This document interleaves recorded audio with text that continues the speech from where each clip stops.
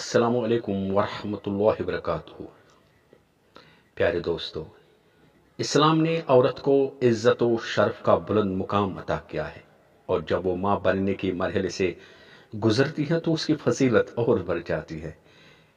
اس video میں ہم جانیں گے کہ حاملہ عورت کا مقام شریعت کی روشنی میں کیا ہے، اس کے صبر و قربانی اور اجر کی کیا اہمیت ہے، اور کس طرح اسلام حاملہ عورت کو عزت و رحمت کا نشان قرار دیتا ہے۔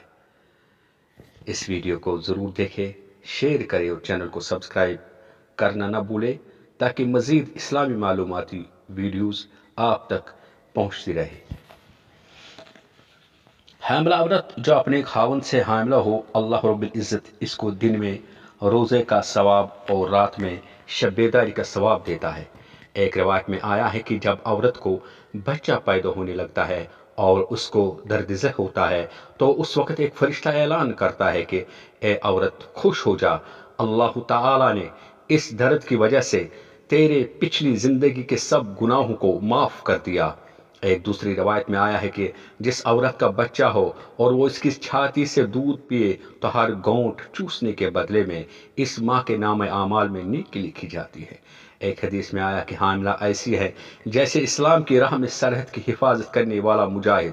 ایک دوسری حدیث میں آیا ہے کہ جو عورت حاملہ ہو اور اس کی حالت میں اس کا انتقال ہو تو اللہ تعالیٰ قیامت کے دن اس کو شہید کی قطار میں کھڑا فرمائیں گے۔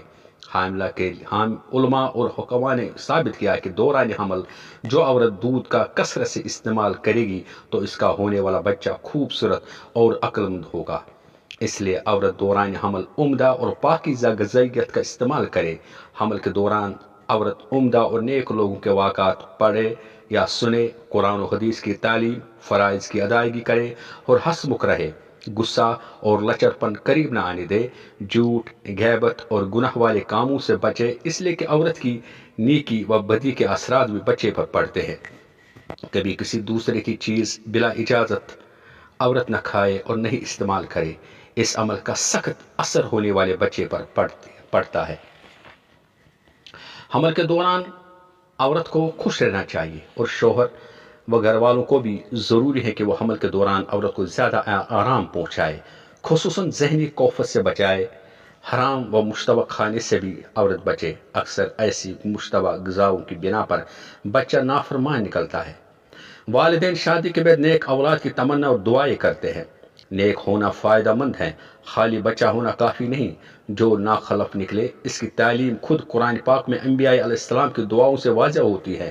ربی حبلی من الصالحین، بیٹا ہو یا بیٹی، یہ نعمت الہی ہر ایک پر شکر کرنا چاہیے۔ لڑکی کی پیدائش کو بار سمجھنا اور لڑکے پر خوش ہونا زمانے جہلیت کی ناپسندیدہ عادت ہے۔ بیٹا بیٹی دینا اللہ کے اختیار میں ہے۔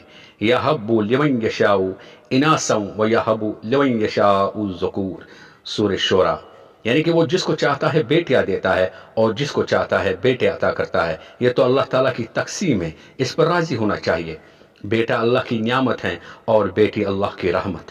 انسان کو شاکر بننا چاہیے، لیکن افسوس ذرا ہم اپنے گریبانوں میں منہ ڈال کر سوچیں کہ امت میں کیا ہو رہا ہے۔ بجائے شکر کے بیٹی جننے پر پیشانی پر کتنے بل آتے ہیں اور عورت بیچاری کو کتنا ٹھونسا و تانے دیے جاتے ہیں۔ یہ صرف جہالت و بے دینی ہے۔ نبی کریم صلی اللہ علیہ وسلم نے ارشاد فرمایا، جس کی 2 بیٹیاں ہو اور وہ ان کی اچھی تربیت کرے، اچھی تعلیم دے اور پھر ان کا نکاح کر کے رخصتی کر دے تو وہ جنت میں میرے ساتھ ہوگا جیسے ہاتھوں کی 2 انگلیاں ساتھ ہوتی ہے۔ اس لیے بیٹا ہو یا بیٹی خوش ہونا چاہیے۔ نیز بیٹوں کے مقابلے میں بیٹیاں ماں باپ کی زیادہ فرما بردار اور خدمتگار ہوتی ہے۔ جب بچہ پیدا ہو جائے تو اس کے دائیں کان میں اذان اور بائیں کان میں اقامت کہی جاتی ہے، جس سے پہلے ہی دن اللہ کی بڑائی سے آگاہ کیا جاتا ہے۔ اللہ تعالیٰ ہمیں ہماری ماں بہنوں کو اس پر عمل کرنے کی توفیق عطا فرمائے۔ ملتے ہیں ایک نئی ویڈیو کے ساتھ، تب تک کے لیے السلام علیکم ورحمۃ اللہ وبرکاتہ۔